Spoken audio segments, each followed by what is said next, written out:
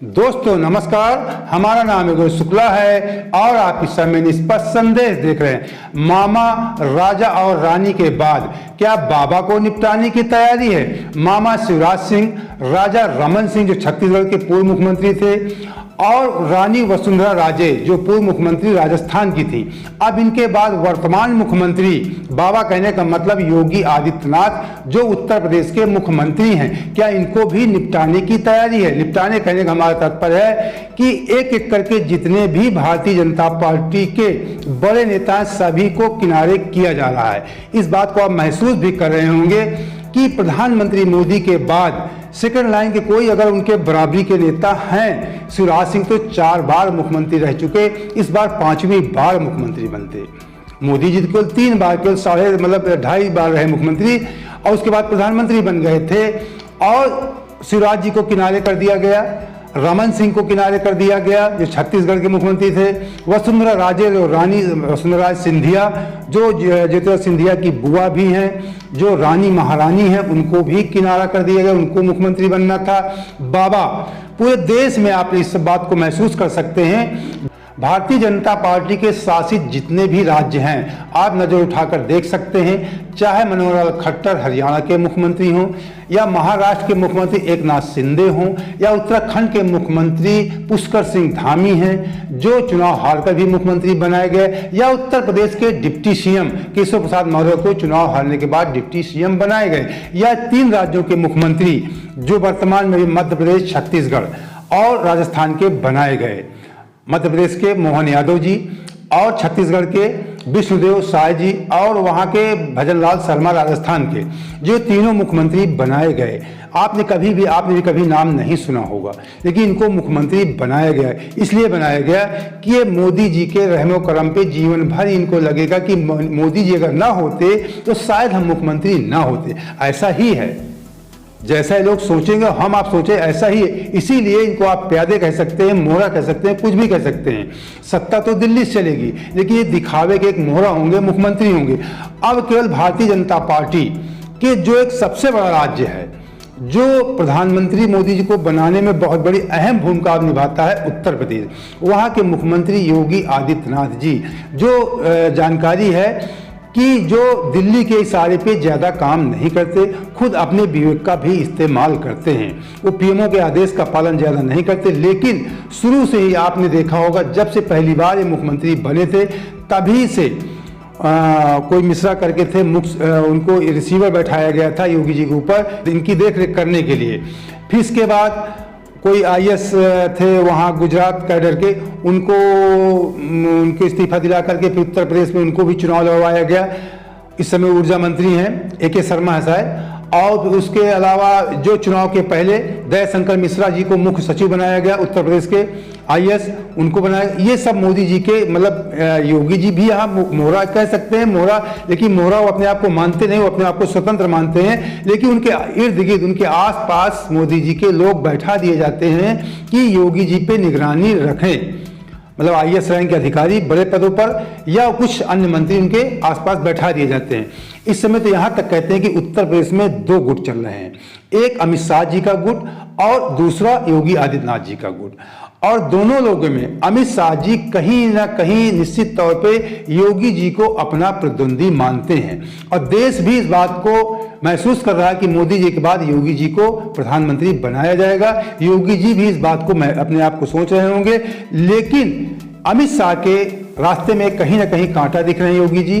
तो ऐसा जो कुछ जानकारी निकल कर आए कि योगी जी को भी निपटाने का मतलब मुख्यमंत्री पद से हटाने का जो प्रक्रिया है, कहीं ना कहीं हो सकता है लोकसभा चुनाव के पहले कुछ ऐसी रणनीति रची जाए कि मुख्यमंत्री पद से हट जाएं, इनको लोकसभा चुनाव भी लड़वाया जा सकता है। क्योंकि अभी आपको बता दें, जब राजस्थान के मुख्यमंत्री की कल घोषणा हो रही थी भजनलाल शर्मा की, उसी समय पे जो मोदी जी से बड़े बड़े राज्यपाल मुख्यमंत्री नहीं मिल पाते हैं, उसी समय उत्तर प्रदेश के केशव प्रसाद मौर्य, जिनको मोदी जी के इशारे पे उप मुख्यमंत्री हारने के बाद बनाया गया, वो मोदी जी से मुलाकात कर रहे थे।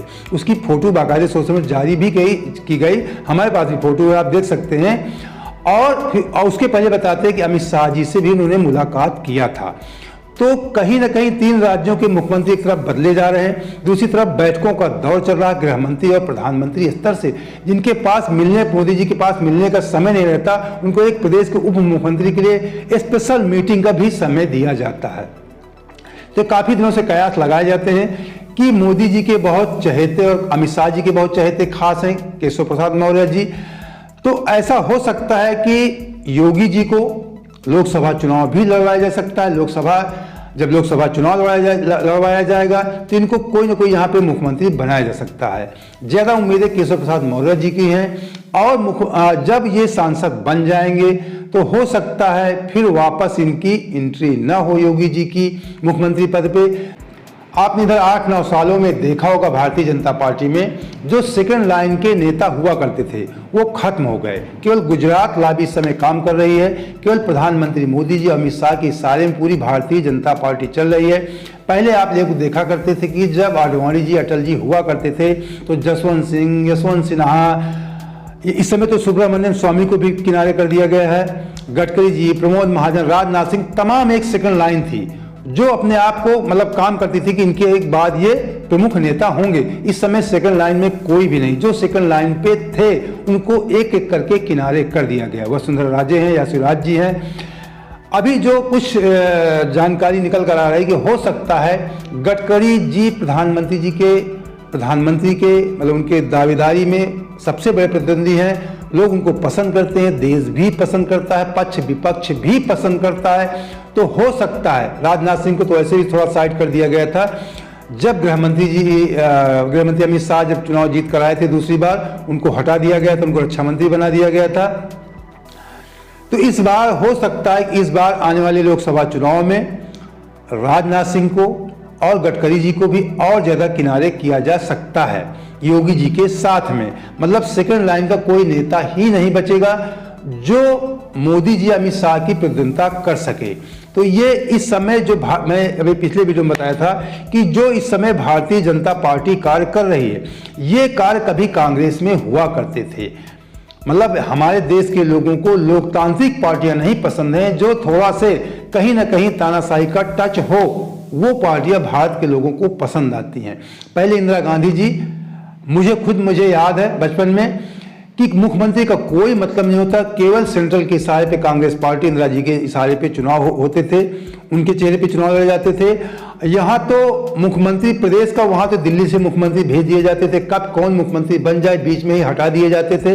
वही कार्य जो इस समय कांग्रेस में हो रहा है कि लोकतंत्र की, बीजेपी की देखते हुए लोकतंत्र में, कांग्रेस में ज्यादा लोकतंत्र, इसलिए कि आप लोग देखते होंगे कोई कुछ भी बोल रहा है, टिप्पणी कर रहा है, यहाँ तक कि हाईकमान के खिलाफ भी लोग बोलते हैं, बगावत कर देते हैं। लेकिन भारतीय जनता पार्टी में किसी की जरूरत नहीं कि मोदी जी के खिलाफ वो आवाज उठा सके, क्योंकि सभी लोग, कुछ ना कुछ कमियां सभी में होती, सभी ईडी और सीबीआई से डरते रहते हैं, जो पहले कभी कांग्रेस में हुआ करता था। मैं एक वाकया आपको याद दिलाता हूँ।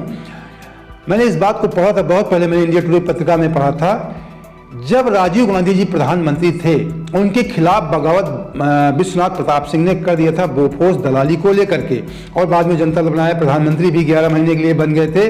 तो मैंने एक लेख पढ़ा था, उसमें लिखा था कि अगर इंदिरा गांधी होती, ये लेख मैंने पढ़ा था, इंडिया, मुझे याद है खूब अच्छी तरह से, इंडिया टुडे में मैंने पढ़ा था कि उन्होंने कहा था कि ये इंदिरा गांधी के समय पर भी विश्वनाथ प्रताप सिंह ने फंड उठाने का प्रयास किया था, लेकिन इंदिरा गांधी इनके फंड को कुचल देती थी।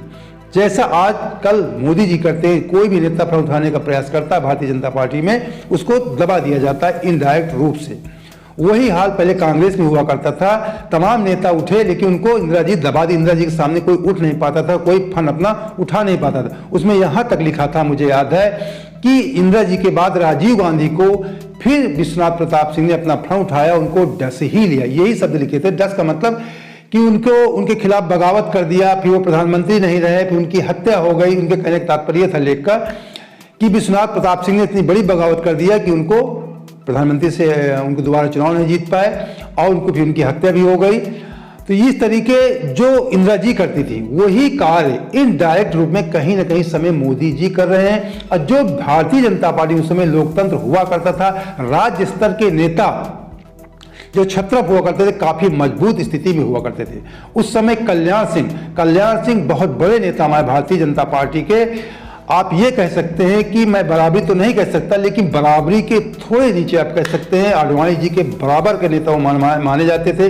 इसीलिए उनकी कहीं ना कहीं बात की जैसे कम पड़ती थी इनकी कल्याण सिंह जी की, ऐसी कुछ उनकी खटपट की खबरें आती थी तो सेकंड लाइन की नेता जरूर थी, इससे इनकार नहीं किया जा सकता। बड़े नेता थे कल्याण सिंह जी, उन्होंने बड़ी भारतीय जनता पार्टी को उठाने में उनका अहम रोल है। हमने देखा है जब राम मंदिर का मुद्दा, शिलान्यास का मामला सब चल रहा था, उस समय आडवाणी जी थे, जोशी जी थे या कल्याण सिंह जी थे, ये सब लोगों ने बहुत मेहनत किया था भारतीय जनता पार्टी को उठाने में। यहाँ तक कि अब उन लोगों को भी, आडवाणी जैसे जोशी जैसे लोगों को भी दरकिनार तो बहुत पहले कर दिया गया था। उनके बाद जो कुछ नेता उठ रहे थे उनको भी किनारे कर दिया गया। अब कोई नहीं बचेगा, केवल भारतीय जनता पार्टी में जो होगा, 24 के रास्ते में जो भी रुकावट उत्पन्न होगी, किसी पर भी शंका होगी, उस कांटे को अमित शाह जी, मोदी जी अपने रास्ते से हटा देंगे और अमित शाह के लिए मतलब उनके प्रतिद्वंदी बन सकता है उसको भी हटाने का प्रयास किया जाएगा।